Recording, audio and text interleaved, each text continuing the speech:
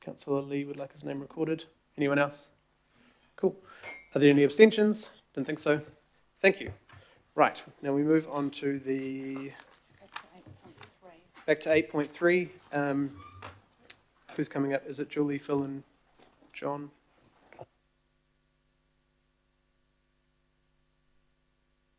Phil and Julie. Nikki. Oh yeah, see Julie. Sorry, couldn't see her. From governance.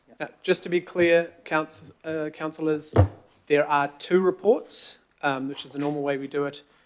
There's an open report, but please don't mention the candidates until the confidential item. So there's two reports. Don't get confused. We'll go into confidential after we go through this item.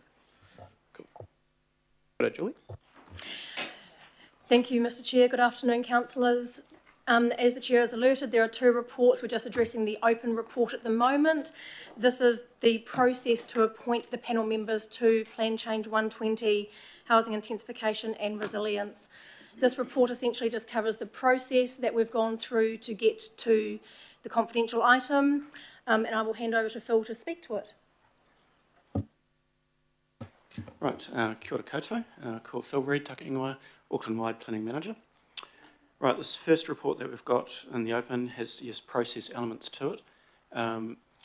The 11th of November governing body meeting traversed many of these things, but I'll go through them again just to keep everybody abreast of it all. So, streamlined planning process is the process which is being utilised to progress Plan Change 120 through the hearing stage and back for recommendations to Council so that we can make decisions on the plan change.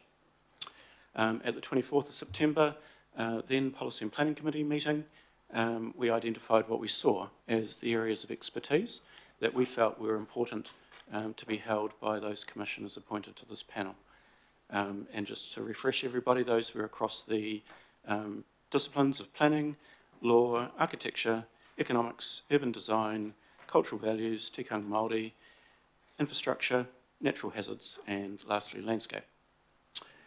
We then carried through in our notice to the Minister of our intention to use the streamlined planning process and outlined those areas of expertise that we felt needed to be held by the panel members to consider the submissions. The Minister replied through a direction and a Gazette notice on the 27th of October. In that Gazette notice, there was no changes to what we sought as our areas of expertise. It was left silent on that matter. The Minister, though, did direct that the panel be made up of between 8 and 9 panel members. The legislation that supports this panel identifies that up to half of the panel members can be appointed by the Minister. We then proceeded on the 11th of November and appointed Sarah Shaw as our chairperson. That then results in a further 4 to be appointed by the Minister and 4 to be appointed by ourselves. At the 11th of November meeting, I had an understanding that the government was going to move prior to this meeting to have appointed its panel members, but unfortunately that's not the case. So it does look as though the Minister will be moving to make appointments in early to mid-December. That then placed us in a position, given our 6-weekly timetable for this committee and our desire to ensure that the panel have the best opportunity to be able to progress through the hearings, to look to be able to appoint on a provisional basis and then through delegation enable for final appointments to be made following the areas of expertise of the 4 panel members by the government being identified, so that we in turn can be sure that we cover the areas of expertise that we feel are important for this plan change. This process report also traverses again some of the context around our independent hearing commissioners. So we've given a hyperlink back through to the Regulatory and Safety Committee report, which appointed our pool of 65 independent hearing commissioners, and it's through the 3-yearly review that we will refresh that pool. And just to remind everybody about hearing commissioners, they are accredited through a Ministry for the Environment Making Good Decisions course that enables them to hold accreditation as a commissioner or a higher accreditation to sit as a chair on panels. The types of decisions which are made by RMA independent hearing commissioners can range across notified resource consents, objections to fees related to consents, which is things like a 357 appeal, through private plan changes, notices of requirement, and plan changes. In most instances, commissioners are appointed through delegations. However, in instances such as this plan change, where there is a high degree of political interest and a high degree of community interest, as well as significant changes to development rights across Auckland, we come before this committee in order to be able to identify our panel members. So that's probably it, Chair. Good, thank you. We have one question so far, Councillor Foley. Kia ora, thanks Chair and thanks team.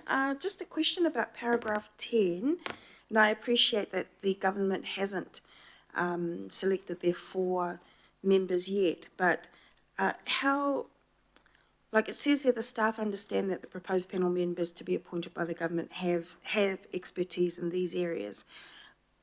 How confident are we that they'll have expertise in those areas? And I know we can't speak about the stuff that's going to be in the confidential part of the report, but it looks like the ones that we are appointing or don't have, for example, Te Tiriti, Te Ao Māori and Tikanga expertise. Are we confident that the government ones will have those skill areas? I'm just worried about gaps in terms of competencies. Can we just make sure we can speak about? That's fine. Yeah, I think we're just going to talk to the field of expertise, not the person. But your question is more around our confidence in knowing that that person has those areas of expertise. Or knowing that the people the government are going to appoint will have those areas, because that seems to be what paragraph 10 says. Yeah. Yeah, we discussed this in the pre-run through. That's right. So there's probably 2 parts to that. Firstly, yeah, the provisional delegation is there to protect us on the basis that those fields of expertise do not come through, from what we understand them to be at the moment. Probably the second part is around our confidence in those areas of expertise being held, and yes, very high confidence. That's fine. Thanks, Chair. Councillor Fletcher. Mine is just a brief question. Are we looking in terms of those qualities that the commissioners might have we given consideration to any body having areas of expertise in terms of character overlays and heritage? And they're 2 different matters. And they are 2 different areas of expertise. I realise that. I'm talking more generally though. Yes, we have. Yes, we have. So, yeah, when we get to the confidential item, we can talk to those skills which are held. And yes, they have been deployed many times on applications or private plan changes or council plan changes that relate to those issues. Thank you, Phil. Thanks. Councillor, are there any other questions in the open? Otherwise, we will finish this one up. Cool. I'll move. Like a seconder. Councillor Foley. All those in favour? Aye. Any opposed? Perfect. Now we've got a summary of... Councillor Filipaina would like to move this one. Summary of information. I'd like to second. All those in favour? And then exclusion. What is the, sorry, I've lost the, what the actual words are. The confidential? Yeah.